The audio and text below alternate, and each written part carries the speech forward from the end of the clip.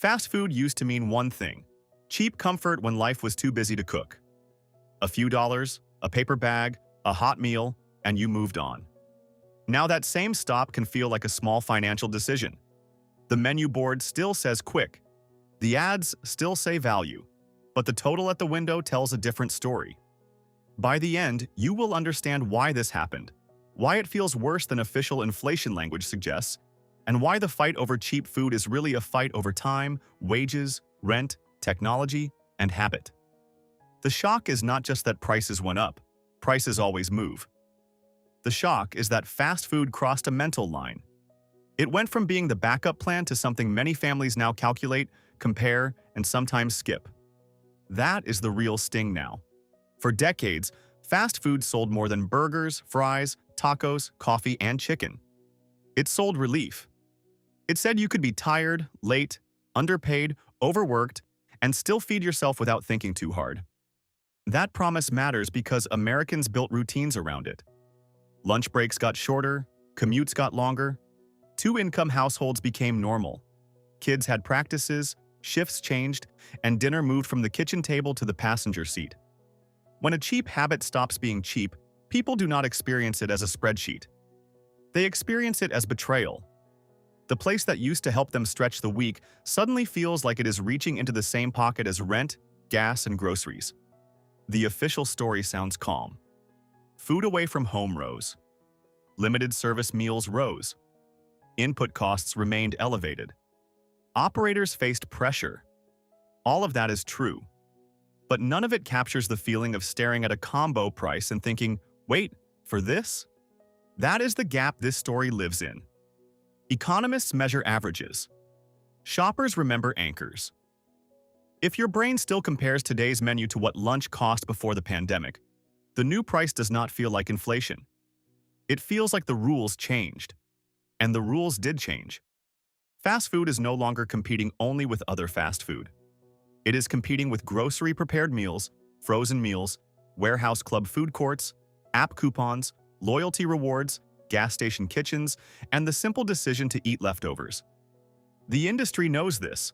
That is why so many chains started talking about value again.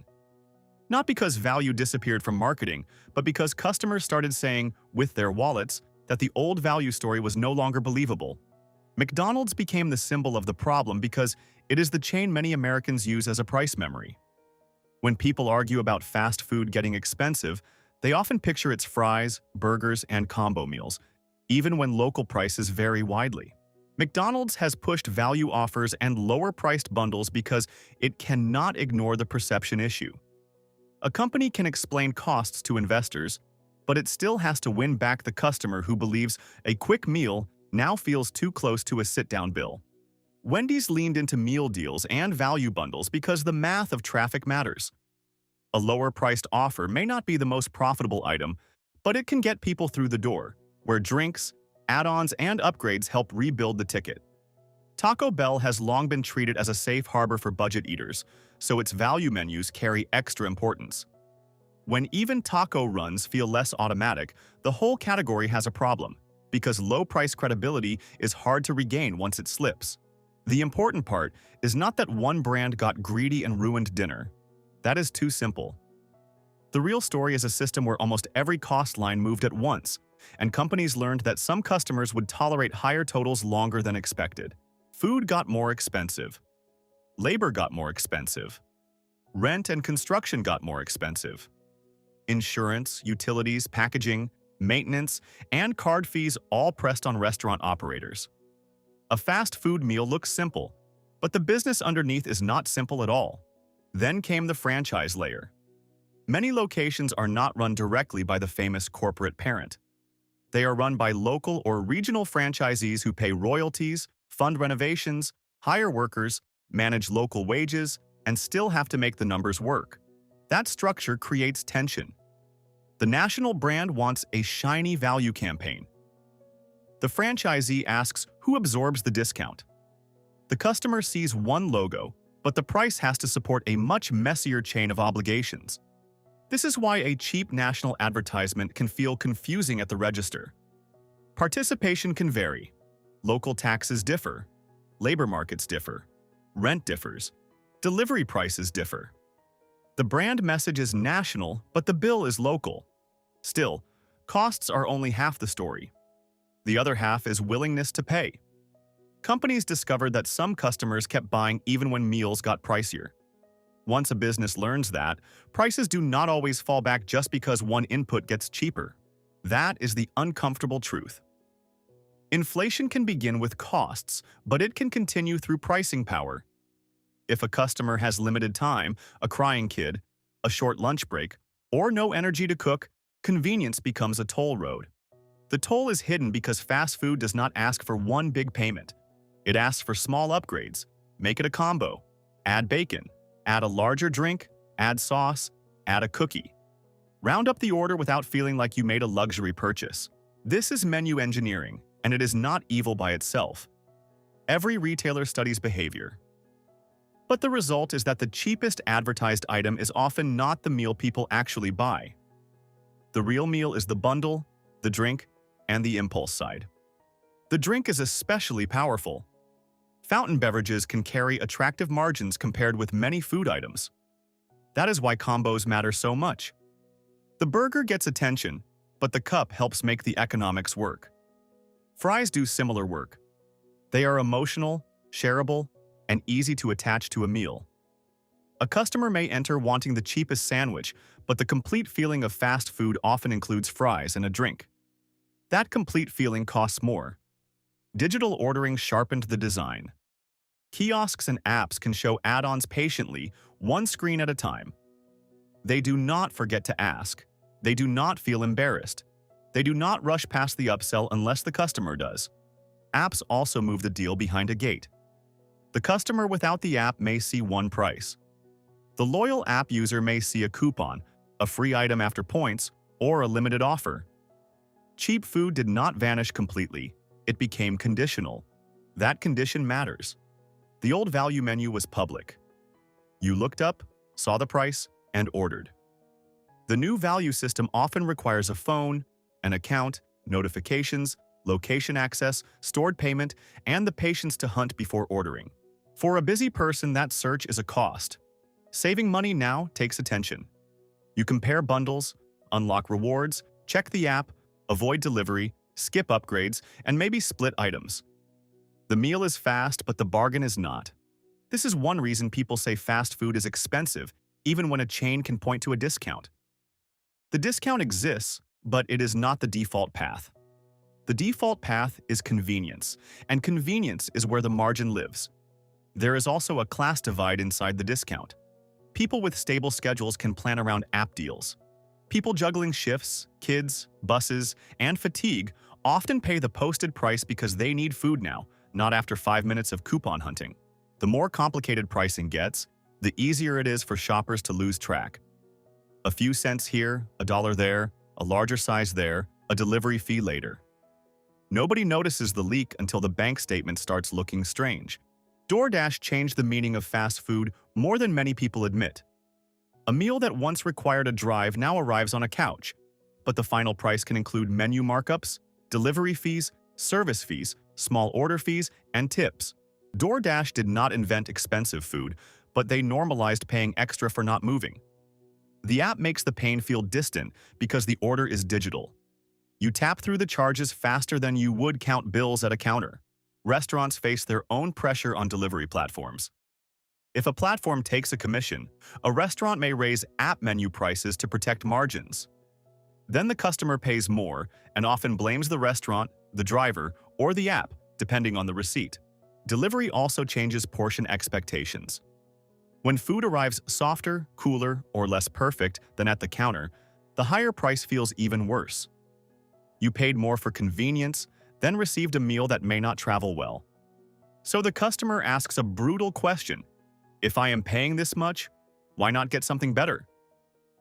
That question is dangerous for traditional fast food because it pushes people toward fast, casual, grocery-prepared meals or cooking at home. Chipotle benefits from this value confusion because many customers compare its bowls to fast food combos and see more food, more customization, and fresher cues. Even when the bill is higher, the customer may feel the value is more visible. Starbucks shows another side of the shift. Coffee, snacks, and customized drinks can turn a small daily habit into a serious monthly expense.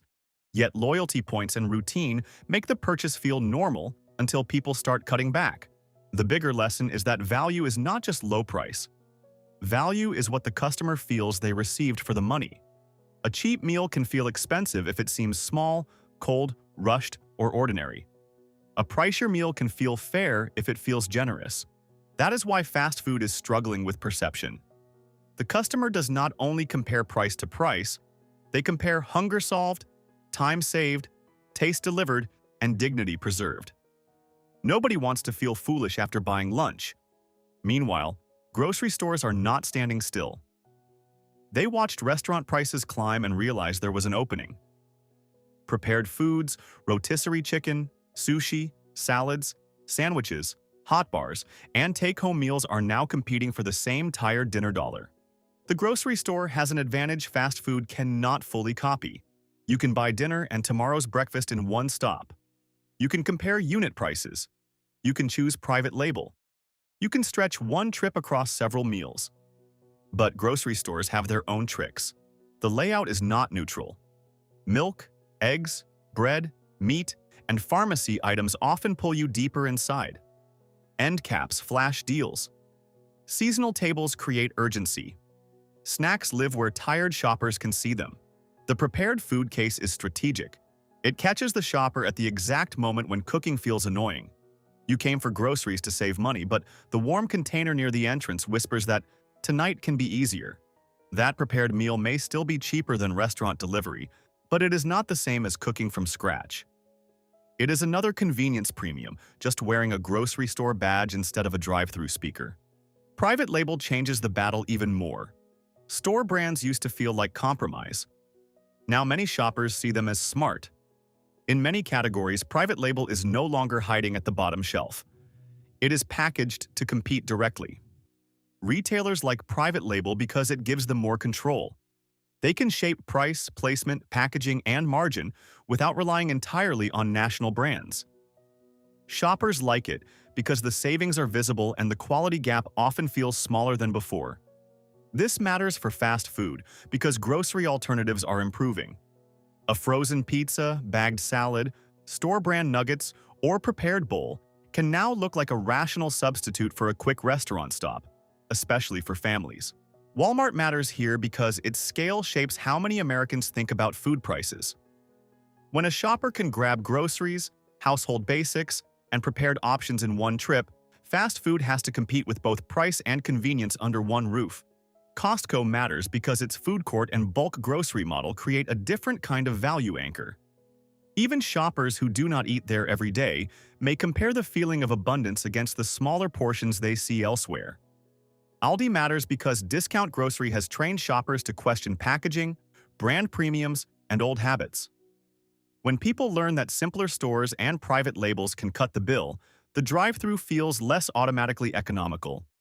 Packaging is another quiet battlefield.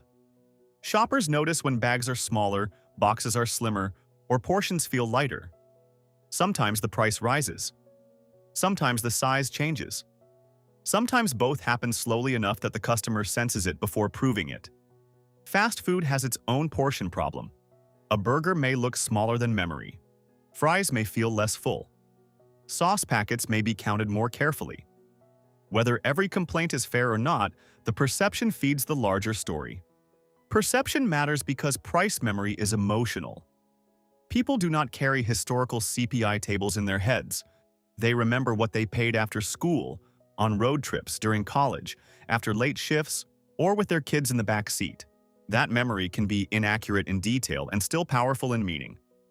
The exact old price may be fuzzy, but the old feeling was clear. Fast food felt casual. Now it can feel like a decision that needs justification. Official inflation language often misses this because it measures categories. A family measures moments. The moment when a parent sees the total and quietly removes an item from the order is not visible in a neat economic release. That is why people get angry when told inflation is cooling. Cooling does not mean prices went back down. It means prices are rising more slowly. If your paycheck did not catch up, slower pain is still pain. For restaurants, falling input inflation does not automatically mean lower menu prices. Businesses may be locked into higher wages, higher rents, higher borrowing costs, and higher expectations from owners or investors. Once a price sticks, reversing it is hard. There is also the fear of retraining customers. If a chain cuts prices too broadly, customers may wait for discounts and resist normal prices later. That is why companies often prefer limited-time deals, app offers, and bundles over permanent cuts. The bundle is the perfect compromise for the chain. It creates a headline price without cutting the entire menu.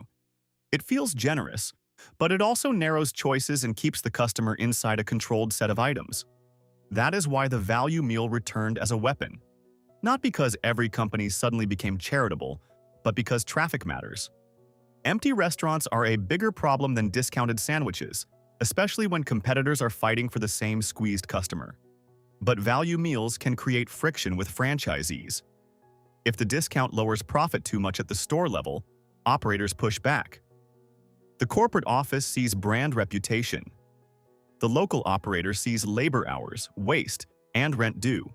There is another reason fast food feels expensive. The middle of the market got crowded. Casual restaurants started offering deals. Grocery stores improved prepared meals. Fast casual chains offered bigger bowls. Convenience stores upgraded kitchens. So a basic fast food combo is now surrounded by comparisons. Spend a little less and make something at home. Spend the same at a grocery counter. Spend a little more and get something that feels fresher or bigger. That squeezes the old promise from both sides. Fast food cannot always be the cheapest, and it is not always the highest quality. Its best defense is speed, familiarity, and access. But when speed comes with a premium, customers notice. The convenience store is part of the story too. Many gas stations now sell hot sandwiches, pizza, coffee, breakfast items, and rewards deals. For drivers, workers, and students, that can replace a traditional quick service stop. The American food map is blurring. Restaurants sell groceries, grocery stores sell dinner, gas stations sell breakfast. Apps sell everything. The customer no longer asks, "Where is the nearest burger?" The customer asks, "What solves hunger for the least regret?" When a meal costs more, people judge it harder. Was the order right? Were the fries hot? Was the worker rushed? Was the lobby clean? Was the portion fair? The same small flaws become bigger when the receipt grows. This is why service pressure matters. Higher wages may be necessary and overdue in many places, but customers also expect better service when prices rise. Workers, meanwhile, are dealing with understaffing, stress, and customers who are already irritated. Nobody wins when a tired worker faces an angry customer over prices the worker did not set. The frustration rolls downhill, but the decisions were made through rent, labor markets, commodity costs, franchise agreements, and corporate strategy. It is tempting to make the worker the villain or the customer the villain. Neither is right. The worker wants a livable paycheck. The customer wants an affordable meal. The business wants margin. The conflict is baked into the model. The old fast food model relied on massive volume. Sell a lot, keep lines moving, standardize everything, and make small margins work through repetition. When costs rise and traffic softens, the model becomes less forgiving. Automation enters because of that pressure. Kiosks, mobile ordering, kitchen screens, and data systems help manage labor and speed. They also create new chances to upsell, personalize offers, and reduce friction at the exact moment customers spend. A screen can make the order feel private. That can increase comfort, but it can also increase spending. Nobody is waiting impatiently while you add dessert. Nobody hears you change your mind. The machine simply asks another question. This is why technology can lower operating costs and raise ticket sizes at the same time. Efficiency for the company does not always translate into lower prices for the customer. Sometimes it translates into better targeting. Loyalty programs are central to that targeting. They reward repeat customers, but they also collect data. What you buy, when you buy, where you buy, how you respond to offers, and what brings you back all become valuable signals. That does not mean every customer is being charged a secret personal price. The stronger point is simpler and safer. Companies can use data to decide which offers to send, which habits to encourage, and which customers need a nudge. Coupons used to be blunt. Everyone clipped the same square from a newspaper. Now offers can be digital, targeted, timed, and tied to behavior. The bargain feels personal, but it also keeps you inside the system. Grocery loyalty cards work in a similar way. The shelf tag may show a regular price and a loyalty price. The lower price feels like savings, but it can also make the higher price seem like a penalty for not joining. That changes the psychology of shopping. You are not simply choosing food. You are choosing whether to hand over data, download the app, scan the card, and manage another account just to access the price that feels reasonable. For families, this creates a new kind of labor. Food budgeting now includes digital chores. Check the fast food app. Clip grocery coupons. Compare private labels. Watch delivery fees. Track rewards before they expire. Avoid buying just because there are points. Packaging makes attention even more important. A cereal box can look familiar while holding less. A bag of chips can keep the same colors while the fill line changes. A frozen meal can shrink while the photo stays generous. Hunger also makes time feel expensive. After a long day, the cheapest meal is not always the one with the lowest sticker price. It is the one that demands the least energy. Businesses know this, and they price around it. That is why convenience habits are sticky. You may know cooking is cheaper, you may know leftovers are smarter, you may even have food at home. But at the end of the day, the drive-thru solves a problem your budget did not create.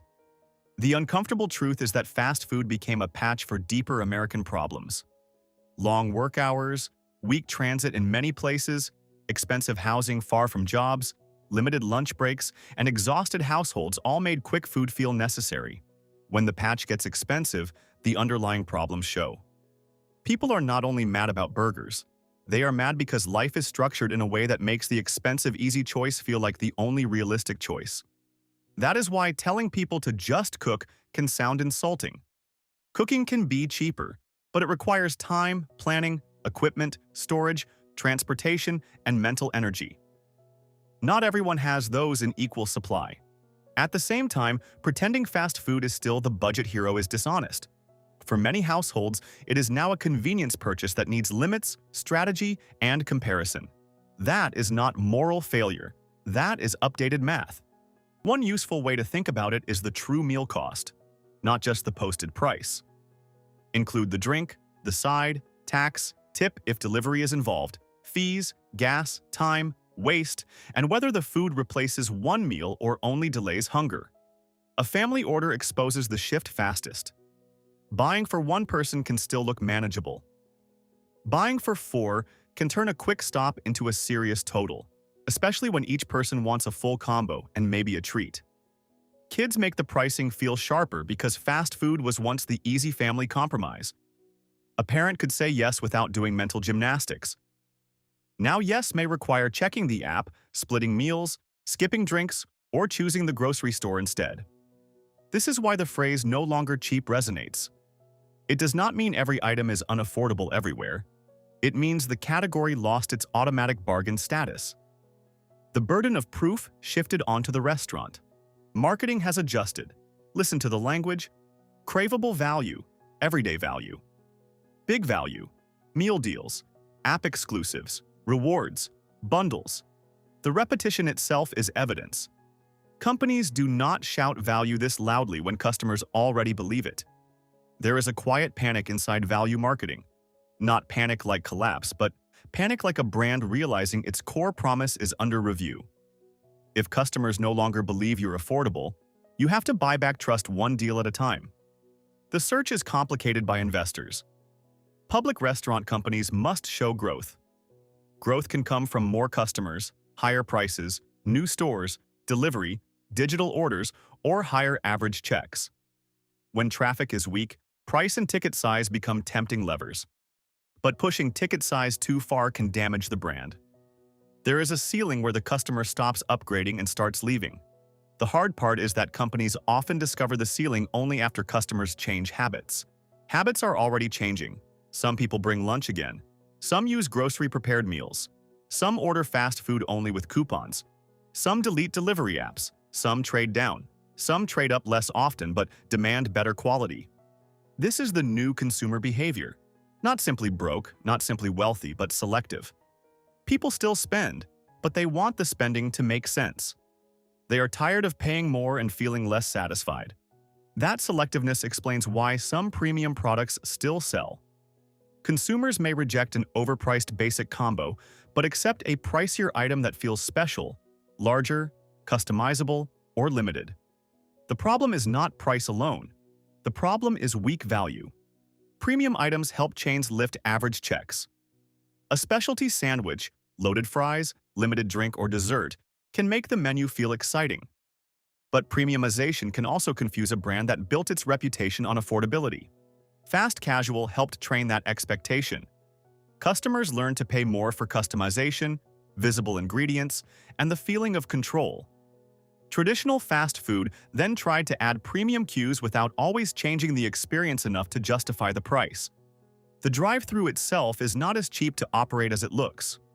Speed requires labor, equipment, inventory, real estate, maintenance, and constant coordination. The customer sees a window. The operator sees a machine that must never stop moving. Friction appears everywhere now.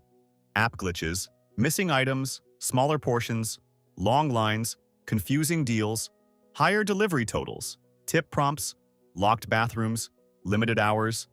Every annoyance adds weight to the final price. To be fair, restaurants are operating in a harder environment. Supply shocks, labor shortages, wage competition, and volatile ingredient prices did real damage. Not every price increase is a scheme. Many are attempts to stay open. That is the brutal fairness of the market. A company can be under pressure and still lose trust. A customer can understand inflation and still refuse the price. Sympathy does not automatically create repeat purchases. This is where grocery competition becomes sharper. At the store, shoppers can build a cheaper version of the same craving. Buns, frozen patties, fries, sauce, and a drink may cost more upfront but stretch across several meals. The catch is that groceries require planning. A restaurant sells one solved moment. A grocery store sells ingredients, portions, leftovers, and discipline. The cheaper path often demands more household management. Store layouts exploit that management burden. The items that save money may require comparing sizes, reading labels, checking unit prices, and resisting prepared options. The items that cost more are often easier to grab. Unit pricing is one of the best defenses shoppers have, but many people ignore it because it feels like homework. A smaller package with a lower shelf price can cost more per ounce than a larger one. Private label is another defense. In staples, frozen foods, dairy, snacks, and pantry items, store brands can create real savings. The trick is knowing where quality differences matter to you and where the national brand premium is mostly habit. Coupons can help, but coupons can also steer spending. A discount on something you were not going to buy is not savings. It is a prompt. The smartest shoppers treat coupons as tools, not instructions. For lower-income consumers, this is not entertainment. It is survival math. Fast food used to be part of that survival math because it was predictable. As predictability fades, stress rises. Predictability matters more than perfection. A family can plan around a stable price. What frustrates people is walking into a familiar place and feeling unsure whether the total will be reasonable this time. Regional price variation makes the conversation louder. One person says a meal is still affordable where they live. Another posts a receipt that looks absurd. Both may be telling the truth because local costs and pricing differ. Social media turns those receipts into evidence, outrage, and sometimes confusion. The most shocking example travels farthest, even if it is not typical. But the reason it spreads is that millions already feel the underlying trend. Companies respond by saying customers still have options. Technically, yes. There may be a low-cost bundle, a smaller item, an app deal, or a limited promotion. But customers judge the main path, not the scavenger hunt. That does not mean fast food is doomed. It means its role is changing. It may become less of a default meal and more of a planned convenience, used when the deal is right or the time savings are worth it. This is already how many people treat it. They wait for app offers. They skip drinks. They split fries. They pick up instead of deliver. They compare with grocery meals. They keep snacks in the car. Another tactic is separating craving from habit. If you truly want the specific taste, buy it and enjoy it. If you are only tired, there may be cheaper ways to solve tired, like leftovers, grocery-prepared food, or a simple frozen meal. There is a difference between affordable and available. Fast food is available almost everywhere. It is open late, visible from highways, built around speed, and easy to understand. Availability can make something feel affordable even when the receipt says otherwise. That confusion benefits the industry. Familiarity lowers resistance. You do not evaluate the chain like a new restaurant. You assume you know what it is, then discover the price after your hunger has already committed. Menu simplification could help. Clear, everyday low prices could help. Better portions could help. Fewer confusing app walls could help. But each fix has trade-offs for margins, franchisees, and investor expectations. So the industry leans on temporary value. It can advertise affordability without permanently lowering the entire price architecture. The customer gets relief, but also uncertainty about whether the deal will be there next week. This uncertainty keeps shoppers alert. It also makes them tired. A food system where every fair price requires timing, membership, or digital navigation is efficient for data collection, but exhausting for ordinary life. The deeper question is whether cheap fast food was ever as cheap as it seemed. The old model carried hidden costs too: low wages, public health concerns, car dependence, packaging waste, and communities shaped around drive-through convenience. There is also a nutrition angle, but it should be handled carefully. The issue is not that every fast food meal is bad or every home-cooked meal is good. The issue is that people often pay more for food that still may not keep them full or energized. Satiety matters to value. If a meal costs more but leaves you hungry soon after, the real cost includes the snack later. Protein, fiber, portion size, and drink choices all affect whether a meal truly works. This is why grocery substitutes can win. A simple meal built from eggs, rice, beans, chicken, vegetables, or pasta may lack the thrill of the drive-thru, but it can stretch farther and keep hunger quiet longer. That trap is why fast food prices became such a cultural argument. It is not only about restaurants. It is about whether normal people can still buy small conveniences without feeling irresponsible. A society can tolerate expensive luxuries. It gets tense when ordinary shortcuts become expensive. Fast food was an ordinary shortcut. That is why its price hurts more than the price of something fancy. The anger is also tied to wages. If paychecks rise enough, higher menu prices sting less. If rent, insurance, utilities, and debt absorb raises first, a pricier lunch becomes another proof that progress on paper is not progress in the wallet. This is the split between macroeconomics and kitchen table economics. A report may say inflation is improving. A household may say, then why does every ordinary thing still feel expensive? Both can be true. Inflation can slow while the price level remains high. Wages can rise while expenses rise faster for the things a specific household actually buys. Averages can improve while many people feel stuck. The industry will keep fighting to restore that feeling. Expect more bundles, app deals, limited menus, loyalty pushes, and headlines about value. But the customer has changed too. Once people start comparing, they do not unlearn comparison. For shoppers, doubt can be useful. It forces a pause. Do I want this, or am I just tired? Is the deal real, or am I being pulled into a bigger order? Would pickup solve the craving without the delivery premium? The answer will not be the same every time. Sometimes fast food is still the right choice. Sometimes it is the easiest way to feed people quickly.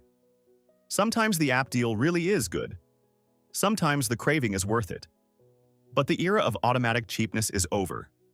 The smart move is to treat fast food like any other convenience product. Useful, sometimes enjoyable, but not automatically budget-friendly. That means checking the total before paying. It means being careful with delivery. It means questioning combos. It means comparing grocery-prepared meals. It means using rewards without letting rewards use you. The companies that understand this will do better. Not because they shout value louder, but because they make value easier to feel. The best price strategy is not just cheap, it is trustworthy. Trustworthy value feels simple. The customer sees the offer, understands the meal, pays the total, and leaves satisfied. No trick math. No surprise fees. No feeling that the real price was hidden until the end. Fast food is listening because it has to. Traffic, loyalty, and brand reputation depend on whether customers believe the value promise again. The companies can survive higher prices. The harder question is whether the old emotional contract survives. The most honest conclusion is not that fast food is evil or that every price increase is fake. The honest conclusion is sharper. Fast food became more expensive because costs rose. Companies had pricing power.